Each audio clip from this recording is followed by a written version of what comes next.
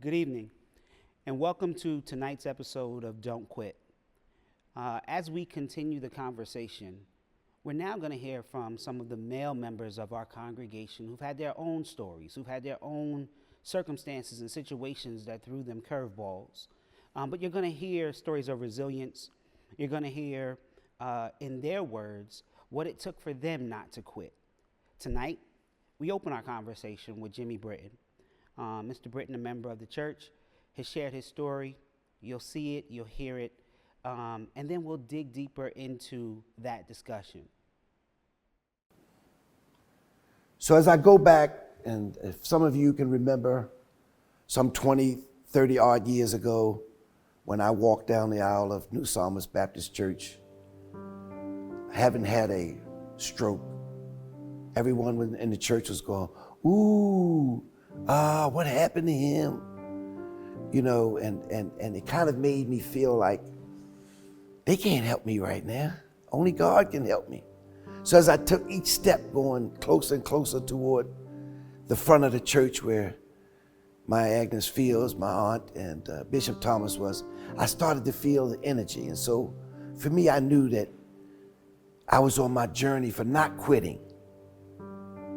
I was on that quest for showing how much faith I had. And the energy then came alive in the church as the hands reached out to touch me. And if you're looking at me right now, you're looking at a miracle. You're looking at someone who everyone else said, boy, he messed up. And I was messed up. But for me, I've always had a strong belief system. I've always believed that I could quote all the scriptures in the Bible, but that ain't gonna help me. I always believed that I had to get that spiritual connection with God. And as I went into my meditation and as I went into my healing process, I knew who I had to trust. I knew who I had to turn to. I began my journey and it was hard. Most people, even the doctor says, oh, you'll never do this. You'll never be able to walk. And the closer I got to the doctor, more I didn't believe nothing he said. The stronger he made me feel, because I knew I served a mighty God. And I knew I wasn't going to quit because I didn't feel like being crippled. Crippling is in the mind. And God said that he had a healing for me. And I believed that. Now, at that time, my belief was probably the size of a mustard seed. You know what I mean? So, but it was that mustard seed that just kept me coming back. It kept me telling that doctor who said no, that I know somebody bigger, I know somebody better, I know somebody who can heal me, and it ain't you. You telling me no. God's telling me yes.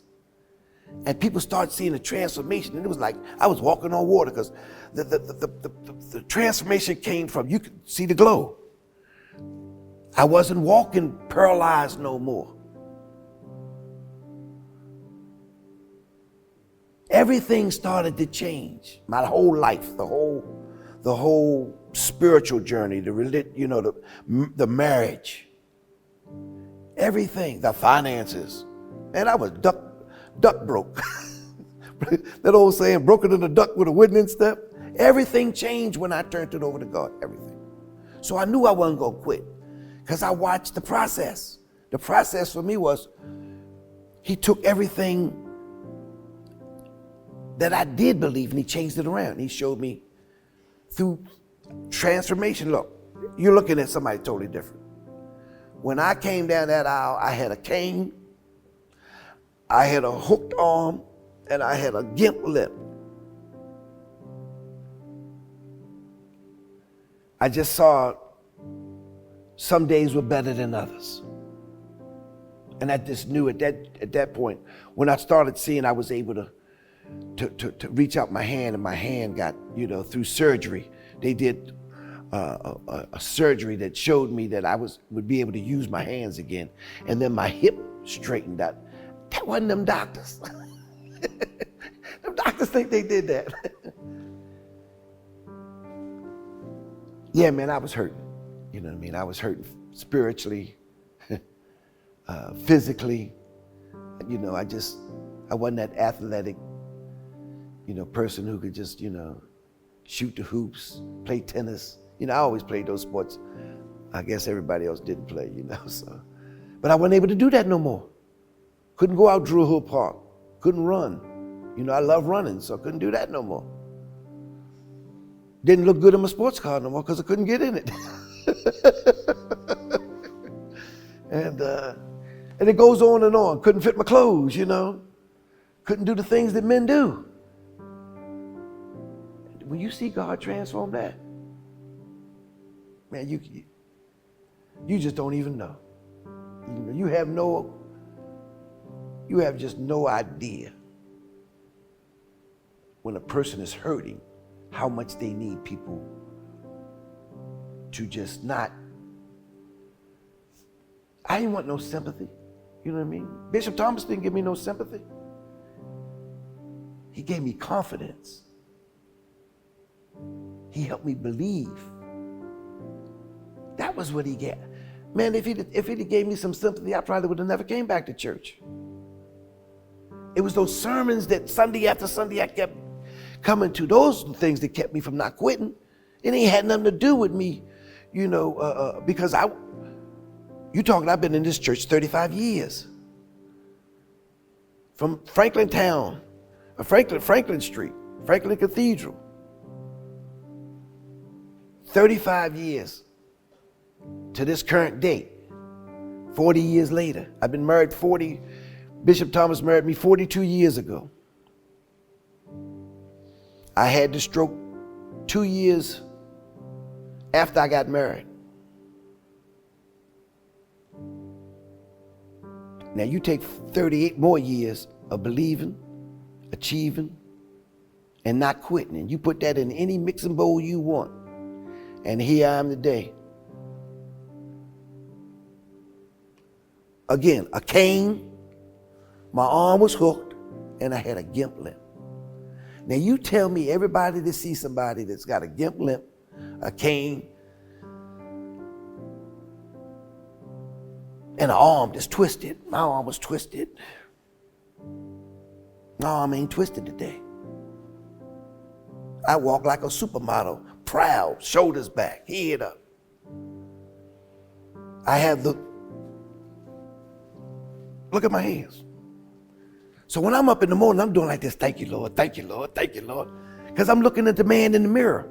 And I know nobody but that other man who made that man in the mirror could change me back to the way I was. So when I hear that little song, I'm watching the man in the mirror. I ain't thinking about Michael Jackson. I'm thinking about what God did for me. I'm watching God take that guy who didn't quit and make me his billboard. So when people see me, oh, I remember him when he was crippled. Yep. Now you remember me that I'm healed. You see the miracle. So you can't say to me, God don't have miracles. So I say to those people who quit, that's your choice. My choice is to tell you, stop listening to those people who say quit and get around some people who can reach out and touch you, who can lay hands on you, who can believe that you ain't gonna be that way. Whether it's cancer, whether it's whatever you're going through, know that God is not a quitter, and you ain't serving no quitting God. At least I didn't. I don't know what other people do. And my focus is on, I gotta be strong for the next person so that I can also give back what God gave me. Most people don't give it back. Most people forget about it. Those are quitters. I'm not a quitter. I'm a believer. And every time I'm able to reach back and help somebody, I'm not ashamed of my story, just like I'm not ashamed of the gospel, because I know it was the gospel, one day at a time, that transformed me into the person I am today. So it ain't a whole lot of talk. You gotta let the people actually see you walk the walk. And when I walk the walk, it's because God gave me a second chance. When I'm able to give back, it's because God, He already knew my story. God already written my story for me. I'm just saying some stuff.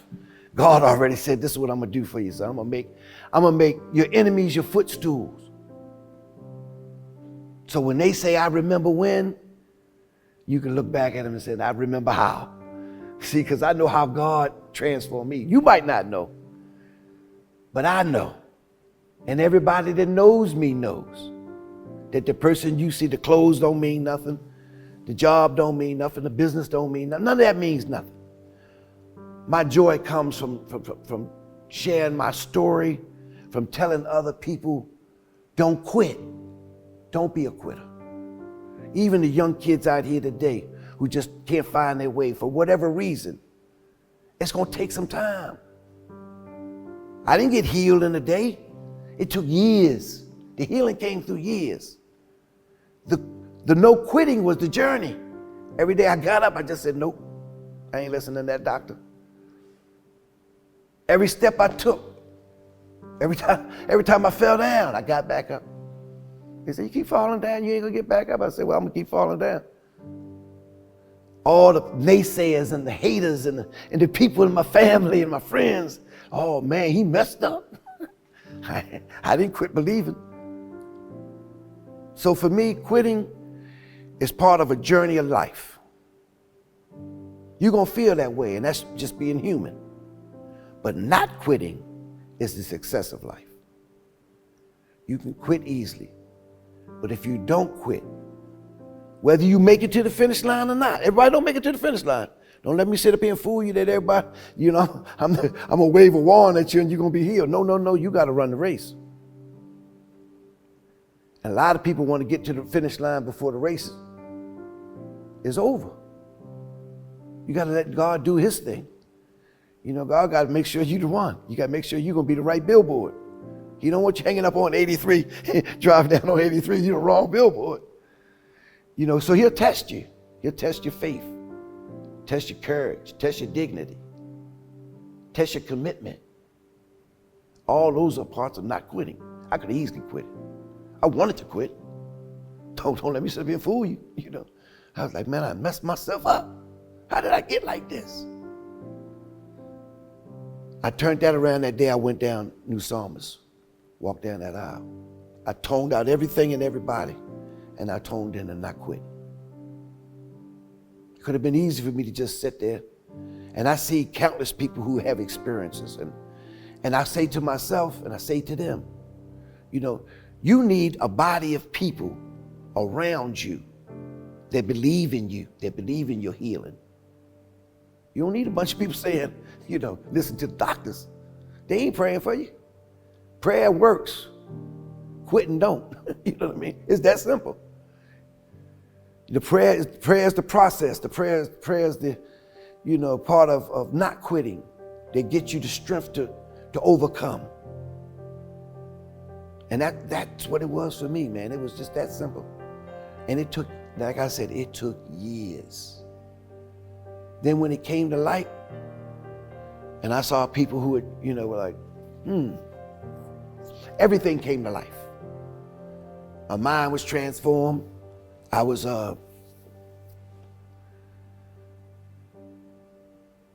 just believing something, man, that you got to talk to God to believe this. That you got to do that in your own. You got to connect. Again, my name is Jimmy Britton. Life challenges are full of curveballs, but I didn't quit. And if you're out there and you're listening to this story, my message to you, never quit.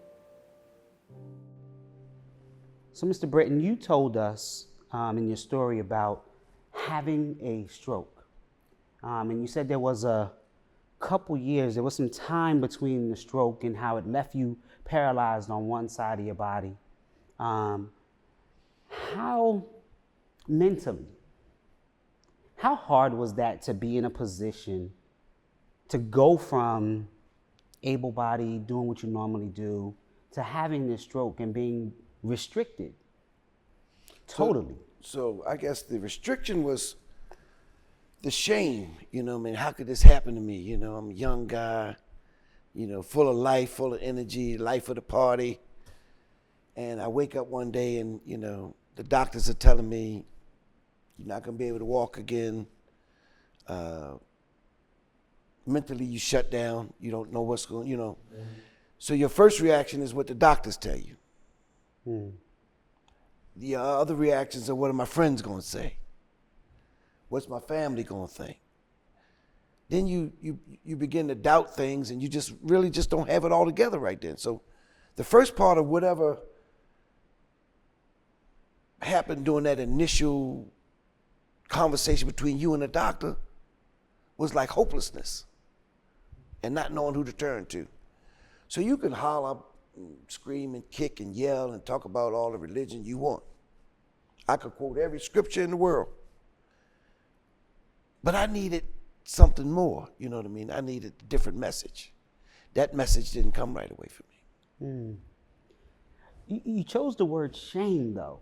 And I noticed you mentioned what others would think. Why do you think that weighed so heavy on you initially? No full description. You know, you at that time you just don't know. It's the I don't know. It's that what am I gonna do? What you know, you it's undescribable. Yeah.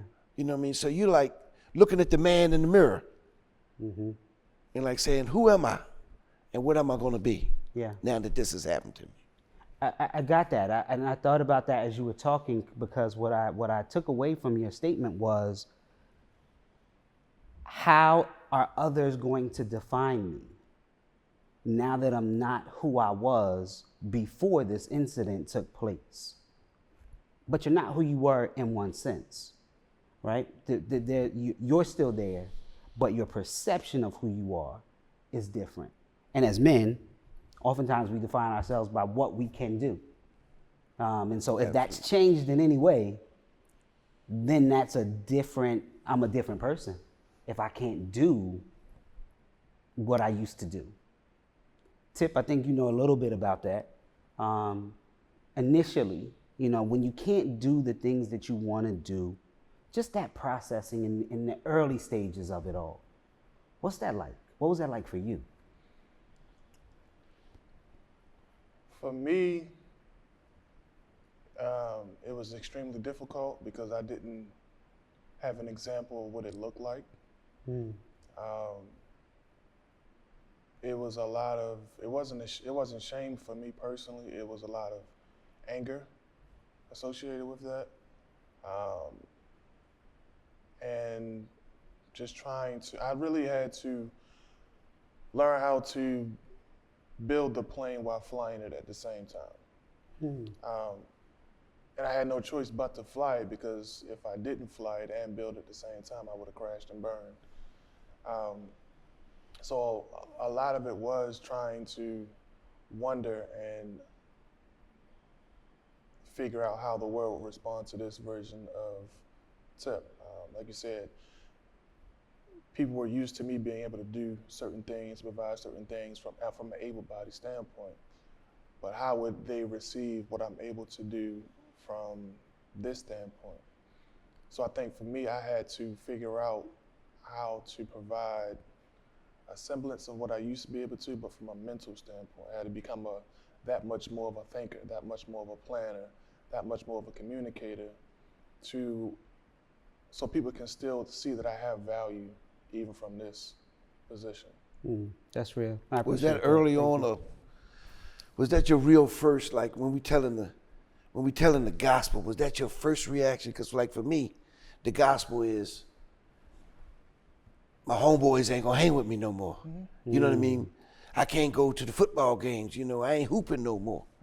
You know what I mean? What they gonna say, they gonna call me, you know, they was teasing, you know what I mean? You know, so for me, my first reaction was, do I just wanna get away from everybody?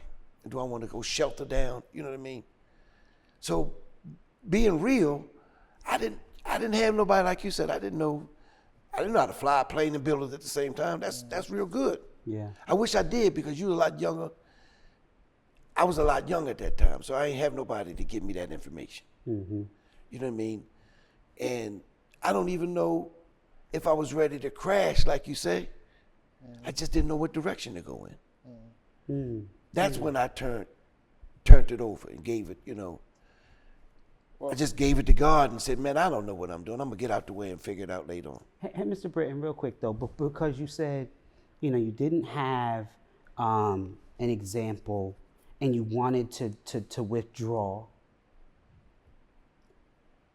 what stopped you from completely withdrawing? I was never a quitter. You know what I mean? That's one. I was never a quitter. Everybody. So that part of you didn't change? No, never came into play. Quitting never came into play. Because I had always set the tone for everybody else to follow me.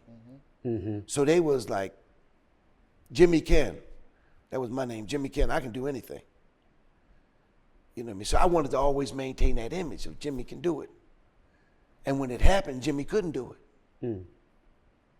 You know, so for Jimmy not to be able to do it, and Jimmy not to be able to figure out the initial part. I'm not talking about what transformed after I was told the facts. I didn't believe the facts because that's not who I was. I believed the impossible.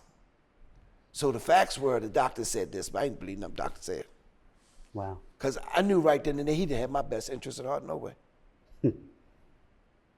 Because when he said it with a cold, you know, like cold-heartedly, like he really didn't even care.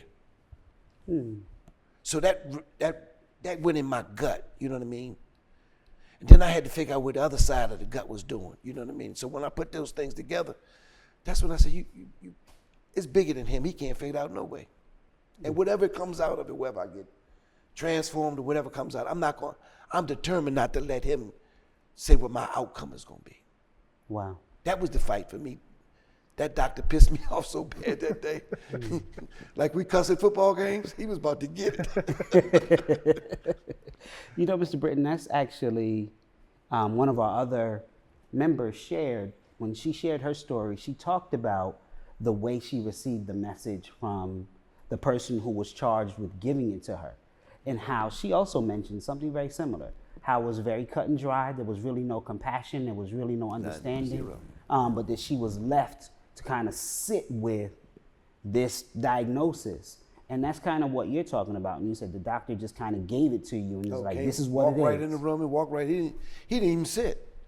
Oh, he wow. came and he read the chart. He says, unfortunately, I have to give you this news because it's required to me by law. You know, your condition is not going to be an irreversible condition, you know. I'm like, man, what is he talking about? Wow. What is he talking? I mean, how can he talk to a patient, regardless of what brought me into that condition, regardless of that?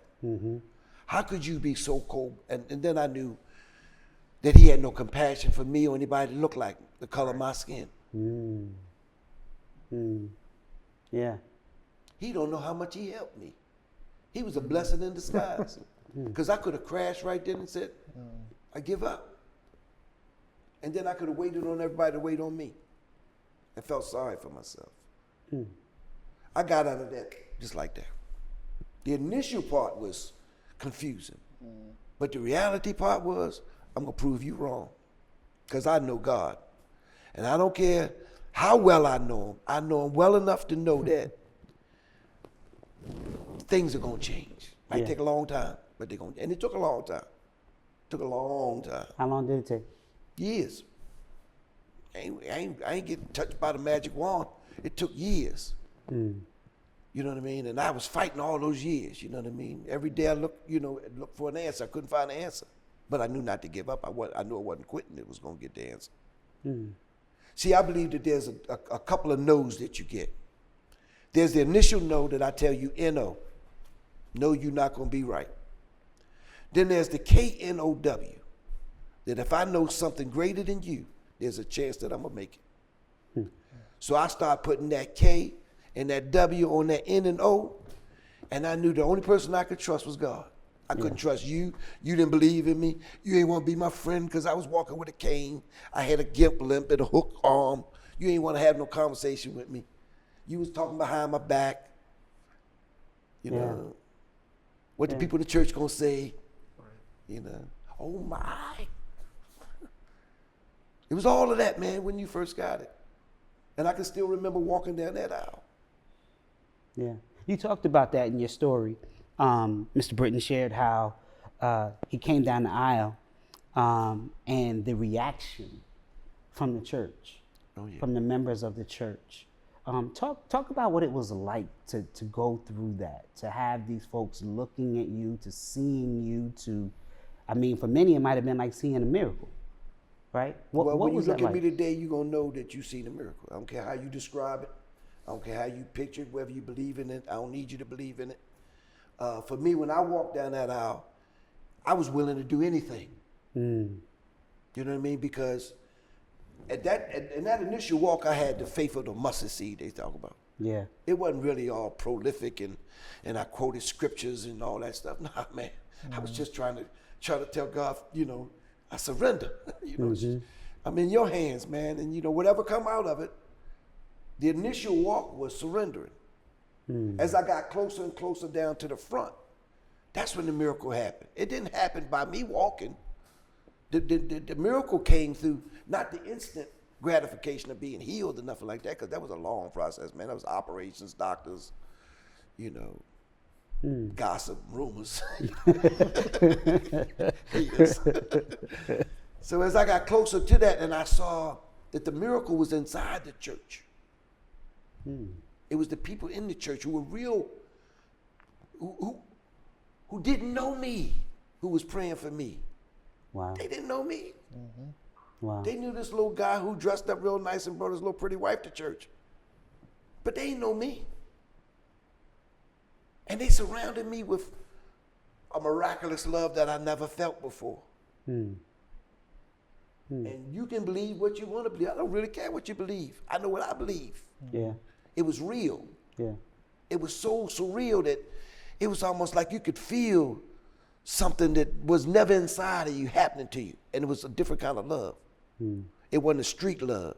It wasn't a parent love. It was undescribable love. Yeah. And the journey began with that undescribable love. It didn't begin with healing. It didn't begin with people gonna like me. I didn't throw the cane down and run around the church. You know what I mean? I still had the gimp, still had the limp, still had the crooked arm. So I was watching God, manifest himself through me, trying to figure out, all right, I'm gonna put this boy on the billboard for belief first. Because it ain't had nothing to do with, could I quote 80 scriptures? Was I graduated at Bible Institute College? I wasn't. I was still me. I'm still me to this day. Yeah. My story is still the same. If you believe it, I'm glad for you. If you don't believe it, then you didn't watch the same channel I watched. You know what I mean? Let's talk about that love for a second. Many people, New Psalmist is a big church. Oh, yeah. Right? And many people are challenged by large churches. But one of the things that I found when I talk to various members is the many small churches within the big church and the sense of community that exists within the church. You talked about feeling the love from the people within the church. And I'm gonna ask Tip and Andre the same thing. Talk a little bit about the community that you found as you're going through and fighting not to quit whatever those obstacles were. For you, Andre, what's it like having that sense of community and the love you feel? So for me, it was really my family supporting the process I had to go through. Because it required change for all of them. And quite honestly, I know I wouldn't have been able to have the dedication, the focus, the commitment to go through the process I did if I didn't have their support. Not making suggestions, presenting alternatives, that would cause me to kind of derail or fall off the wagon, so to speak.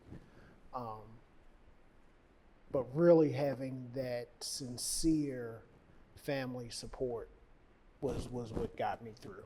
Got you. And Tip, you have found community here at the church. You found love. I know you've had graduated discipleship and those kinds of things. Talk about the community that you found as it helps you even to this day in your journey. Well, the community I found was before I joined the church. It was actually slightly different than Brother Jimmy's experience. When I was given the news of my injury, I had my mother, my grandmother, my father, my sister, and a few other family members in the room with me when the news was given to me. And he gave it to me, Dr. Scalia gave it to me in a very, caring, concerning way, because he understood, my story and who I was and the type of young man that I was, to have had this happen to him and what my future plans were, despite given this injury. Throughout my recovery process, the community really showed itself to me. Even in that room when the news was given to me, I never had the quitting mentality, but everybody in that room also didn't have that quitting mentality either. So even though they could only go as far as I allowed them to go to, because I said yes, it gave them the green light to continue to support me. Because they couldn't make me do it. They just could only encourage me and support me and hope that I do it for myself. But since I said, no, I'm still going to go to school and get my education because that's still attainable for me, it made it that much easier for them to support me. But with that, and me making that decision, it allowed for the bigger community of Baltimore City and Baltimore County to come in and support me as well. So I received so many visits from strangers and co-workers of my family and family members of my friends from school, random strangers, anybody who had just heard about the situation and wanted to come up and sit on my behalf. Countless fruit baskets and, like I said, cards were sent on my behalf. And so it let me know then that people were pulling for me, even though I didn't know who they were. And even still to this day, it governs my behavior when I come across people in the streets of Baltimore City. Because I don't know who prayed for me, whose grandmother prayed for me, whose aunt prayed for me. So I treat everybody as if you were someone who was a part of my community at arguably the worst time of my life. So once I got here, and I was given an opportunity to share my story at the men's class, it was an instant community. I met you, I met Minister Wagner. I was able to meet Walter Jr. and instant connections were made, and so much to the point to where I joined the church that following Sunday. And with that, the conversations about the Young Men's Mentoring Program, and we met often to try to do that, and it just continued to grow and provide me the spiritual resource that I needed, the intellectual resource that I needed to help me grow into who I am right now. Got you. Thank you. Coming back to you, Mr. Britton, you said I was known as Jimmy Kane. Sometimes when we have a reputation of being a person or being able to do things, that reputation is sometimes hard to live up to when setbacks approach. How do you keep going, or what do you say to the person that is known for doing a certain thing, but a setback has come and it's caused a major distraction or major disruption in what they thought was their path and their plan, and now they have to deal with this? How do they keep up what they knew to be who they were? Part of it is letting go who you used to think you were. You know what I mean? So if you was Jimmy Mack back in the day and you surrendered Jimmy Mack, God had a new Mac for you.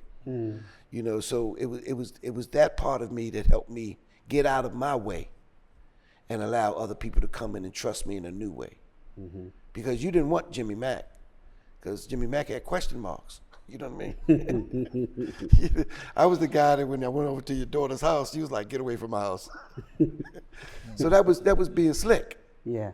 And then when I did the irreversible, which was to give up the slickness, because that was the slickest thing I ever did in my life, just stop being slick. I was able to receive God in a different message. Yeah. That helped me set the new way of leave that old image behind, leave that old thinking. It's like, that's some stinking thinking. You know what I mean? So if you don't believe that you're going to get through that process of flying that plane, you ain't gonna never fly the plane. If you don't want new information, you'll never know how to land the plane. And part of landing the plane is trusting the process, because you don't know what the outcome is gonna be. But I knew one thing for sure. I knew that I wasn't gonna be that person. So that image had to fade away. Yeah. So trusting the process. The process, your process might look different than somebody else's process. Totally different. How do you hang on when you have this thought of what the process might be and it's not exactly what you think it might be? Give you an example. For years, things weren't getting any better. So I'm like, where do I go? What direction do I go in? Do I go to a new doctor? I went to multiple doctors and they all had the same answer. You just have to change your own set of thinking. You know what I mean? And for me, it was totally, no one had ever gone through this in my family. You know what I mean? So they weren't no help. You know what I mean? Really, I only had my wife to stand by me. You know what I mean? She was the biggest, asset to me at that time, because she refused to let me quit. And she knew I wasn't a quitter. Yeah. So I had two pluses. I had to get to the rest of the pluses. I had to trust that it was going to take some time, and I had to get out my own way. That's it. I think when you have a setback in what you think your plan or your process is, I think you have to hold on to what is working in that process. For example, for me personally, after my initial recovery, I was discharged to Kernan. I was able to graduate with my high school class, and the following week after my high school graduation, I was in physical therapy trying to, get myself as healthy as possible so I could start college in the fall, which was a very difficult thing for me to accomplish. I didn't know it at the time. You couldn't tell me at the time, but that was just what my mind was set to, starting school in the fall. I started coughing up blood real bad, and they rushed me back to University of Maryland shock trauma, and I was hot. Because I did not want to be back there. I appreciate everything that they did for me in the TRU and on the 4th floor shock trauma center, but I did not want to see them again. And I remember being carted in there, and I'm arms forward, I'm pissed. And they're looking at pretty much just like begging me, please let us take a look at you. So I said, whatever, do what you got to do. Find out that there is so when my injury occurred, it damaged the right side of my lung. And during my initial surgeries, they had to cut that lung out. And in that open space, I developed a blood infection called empyema. And that was where me coughing up blood was going to come from. So the doctors laid out my options and said, well, best thing we can do is you don't want to leave that space open because you'll, leave yourself susceptible for blood infection for the rest of your life. Had to be on antibiotics, at the certain time, antibiotics tend to wear off and lose their effectiveness. So they said the best suggestion is for us to put something in that space where your lung used to be. And I said, okay. So they said we could put something artificial in there, but if you run the risk of your body rejecting the artificial, implant, and then that would, be a further setback to you. I said, okay, so what can we put in there that my body would recognize?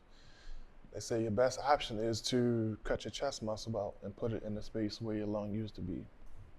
And I said, wait a minute, doc. Y'all remember I'm wheelchair bound now, right? Like, I need both of my arms on my chest to push my chair. They say, yeah, but that's the most logical choice. So I have to further handicap myself to save myself.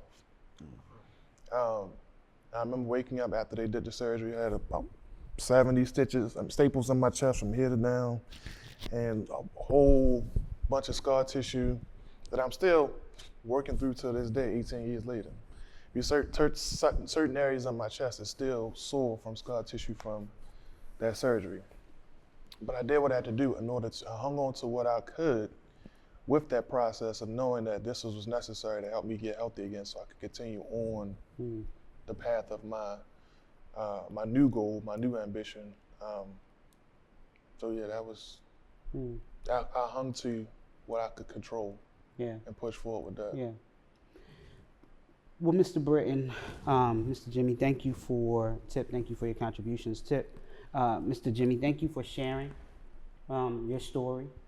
And I believe that somebody watching this episode, this session, will be able to glean some key information from your story about being able to push through when you may not be able to do the things that you used to do. You may not be the person you saw yourself as because of the circumstances that you find yourself in at this moment.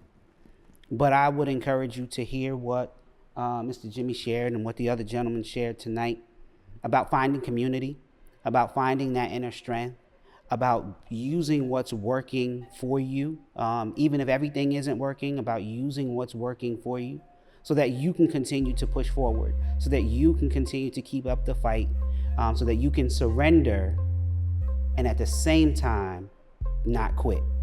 You can surrender to God, but not quit. We thank you for joining us tonight. Don't quit.